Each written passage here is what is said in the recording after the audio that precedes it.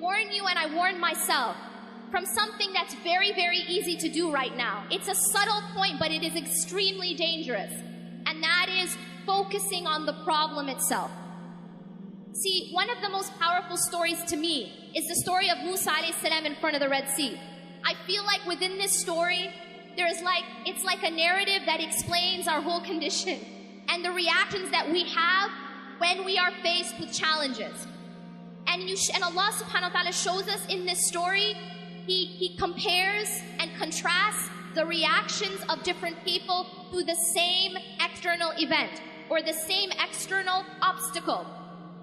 فَلَمَّا تَرَاءَ الْجَمْعَانِ قَالَ أَصْحَابُ مُوسَى إِنَّا لَمُدْرَكُونَ. When Musa alayhi salam is now trying to escape Pharaoh, there's a Pharaoh following behind with his army. And now him and his people are they're in front of the Red Sea. And there's an army behind them. And this is a superpower army. And they're a group of slaves. And now they're put in this very, very difficult situation.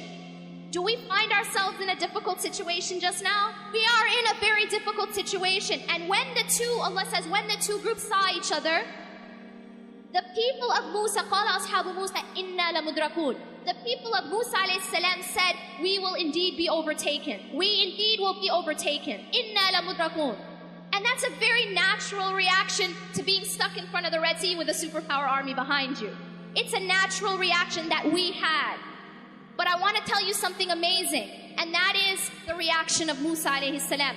In that same exact situation, he's looking at the same situation, but his basira, his heart is looking at and focused on something else. قَالَ كَلَّا. He said, no, by no means. The word كَلَّا, as you know, is a very emphatic no way, absolutely not.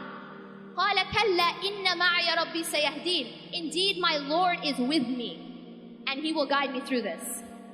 The reason why I love this story so much is because this story isn't just a story.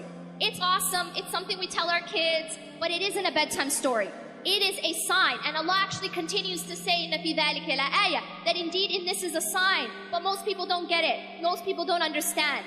It is, you and I are never going to be in front of a large body of water with an army behind us, but we are going to be put in situations where we feel trapped. And we are going to be put in situations where we don't see a way out. And we feel that way just now. We feel that way politically. We feel that way socially to a large degree. But what's so powerful here is how. How was Musa alayhi salam able to respond in that way? How was he able to say, no, we will not be overtaken. No, I'm not going to be taken. I'm not even worried that we're going to be overtaken. Why was he able to do that? And the answer is because his focus was not on the problem. His focus was not on the Red Sea, and his focus was not on the army. His focus was on Allah. His focus was that, no, إِنَّ مَعِيَ رَبِّي سَيَهْدِينَ. My Lord is with me. And if Allah is with you, you don't have to worry. He will guide me through. Allah is teaching us a timeless lesson. We're going to be put in situations where we feel trapped. That's a promise. We're going to be put in situations that look impossible. And what also strikes me about his story is that he didn't know how he was going to get out of that situation. It's not like people were going around splitting seas. This wasn't like a regular occurrence. And yet he did not worry, even though he didn't know how. See, for us, it's easy for us to say, oh, it's no problem because I got a plan, A, B, C, D. We know exactly how it's going to happen. But when you don't have any idea how it's going to happen and you still put your trust in Allah, that is tawakkul. He knew Allah is with me and He will guide me through. Now y'all are going to say, but what about doing our part? What about doing our part? And the reality is, what's so beautiful about this story is that although obviously Allah subhanahu wa ta'ala is going to save him, Allah still asked Musa alayhi salam to take action. He's asked him to do something. He asked him to take his staff and strike the sea. And so he was still asked to take action. We are still asked to take action.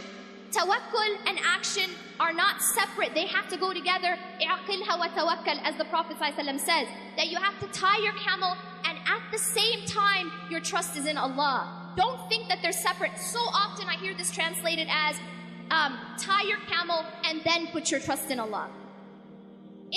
That's not what it says. It says, اعقلها وتوكل. When the man was told by the Prophet ﷺ, tie your camel and put your trust in Allah, the two are simultaneous. We don't work and then depend on our work and depend on our deeds for results. No, we work and we depend on Allah for results. And that's a very, very important point. One of the things that happens a lot, and this is a pitfall that a lot of us activists fall into, is that we put our trust in our own activism. We put our trust in our own activism. And so what happens is when we don't see the exact results that we wanted, we lose hope. Inna lamudrakun. We have that attitude of we're going to be overtaken. But you see, if you put your trust in Allah subhanahu wa ta'ala, regardless of what you're seeing, you know that He's got your back. And that's what happened with Musa alayhi salam. He was told to strike the sea, so he's taking an action. But, this is an important point, it is not his action which caused the result. Why did he strike the sea? Because it was Allah who told him to. It was part of his worship. Every single thing that we are doing of our activism should be part of our worship. But we should never believe that our opening, that our salvation, that we're going to be saved because of our actions, because of our activism. We don't get saved because of our activism. We get saved by Allah. And this is a very, very important point of our tawheed. To understand it's only Allah who saves us. It's only Allah who provides the opening. He is Al-Fattah. He is Al-Fattah. I'm not Al-Fattah. You're not Al-Fattah. We're not, as organizations, Al-Fattah. We don't change our circumstances. Allah changes our circumstances. But here's a very important point about the formula for change. إِنَّ اللَّهَ لَا يُغَيِّرُ مَا بِقَوْمٍ حَتَّى يُغَيِّرُ مَا بِأَنفُسِهِمْ. Yes, Allah is the one who changes our circumstances. But Allah also says that indeed Allah does not change the condition or the circumstances of a people until they change what's inside themselves. There is a job that we have to do. There is a striking of the sea that we have to do. But we have to, at the same time, never despair. We have to, at the same time, have the attitude of Kalla inna ma'a rabbi sayahdeen. Indeed, my Lord is with me and He will guide me through. This is extremely essential. And I will tell you this. If you are focused too much on the problem, you will have the reaction of Bani Israel.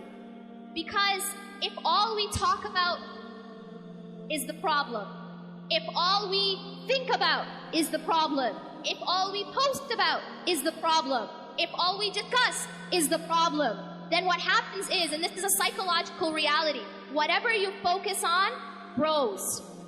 Whatever you focus on grows. This is why Allah subhanahu wa ta'ala told us to focus on dhikr. That the more that we focus on the remembrance of Allah, the bigger the importance of Allah subhanahu wa ta'ala is in our lives. But if we're focused on everything that's going wrong, if our focus is on everyone who's saying this about us, and they're going to do this to us, and then this, and that's it, and that's my focal point, I promise you, we will fall into despair. And the reason for that is that the problem will actually grow because it becomes our focal point. And this is a dangerous thing that we fall into.